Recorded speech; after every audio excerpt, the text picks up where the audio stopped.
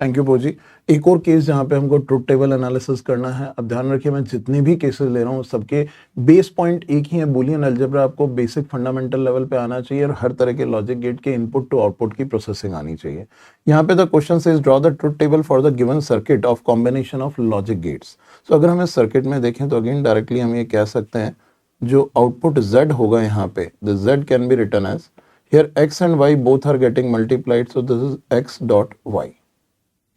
कभी भी इस तरह का सर्किट दिया हो तो इसको जंपर मान के चलना है। कई बार प्रिंटिंग एरर होती है, स्टूडेंट्स इसको कॉम्बिनेशन ले लेते हैं, तो ये कॉम्बिनेशन नहीं हो सकता, this is always a jumper. So here y is combined with x bar, this is x bar. तो यहाँ पे हमारे पास आता है x bar dot y and then it is passing through a NAND gate. आप देखें दो एंड गेट हैं, फिर एक नैंड गेट लगा हुआ है, तो z will be the NAND combination of these two, तो दोनों मल्टीप्लाई होके बाहर हो जाएंगे।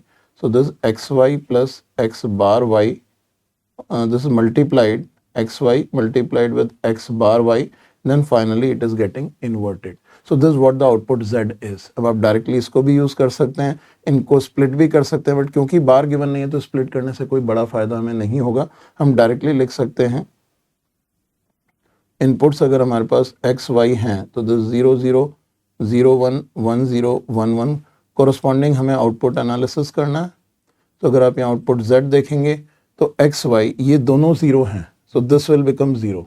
So this 0 dot ये एक 1 होता है लेकिन y is 0, so again it is 0. This 0 dot 0 का bar, this is what we are getting. So this 0 bar is coming out to be 1.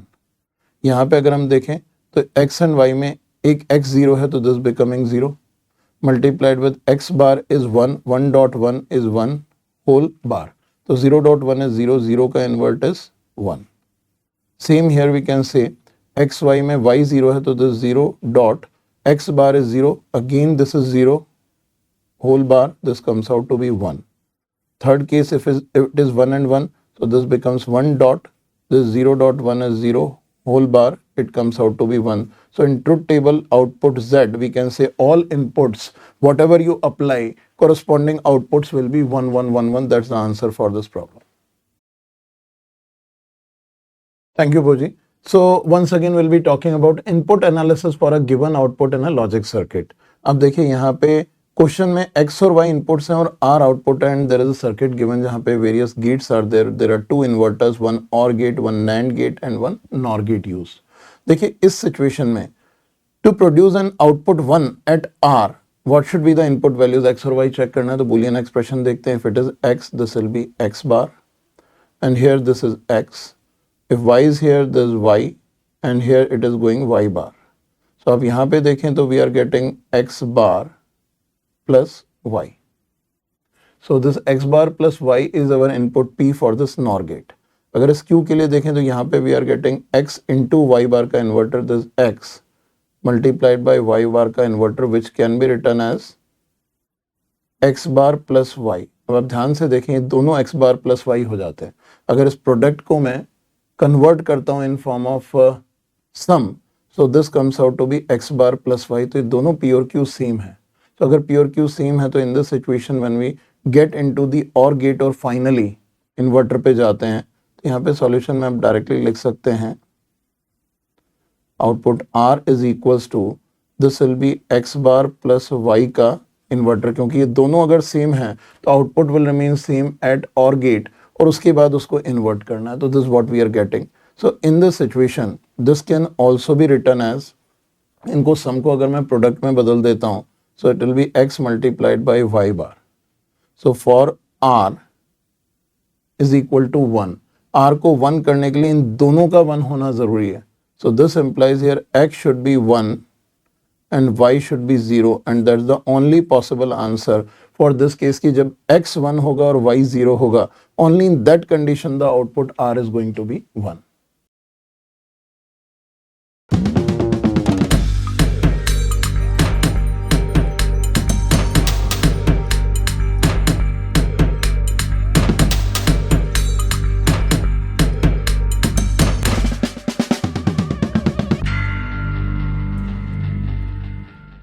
Thank you, Poji. If we just have a look on the situation where we'll be talking again about output of a logic circuit. So it says in the following digital circuit, what will be the output Z when the input A, B are 1 0 0 0 1 1 and 0 1. So in this situation हम यहाँ पे वापस से logic circuit के ऊपर analyse करते हैं, where if it is A, this is coming out as A, here also it is A, if this B, and here also it is B.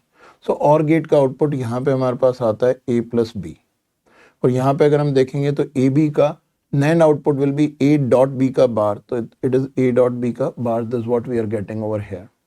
सो इस एंड गेट में हम देखेंगे तो ये दोनों मल्टीप्लाई होते हैं, इट इज ए बी का bar dot with A plus B, this what we are getting, and these two will be added and inverted at Z.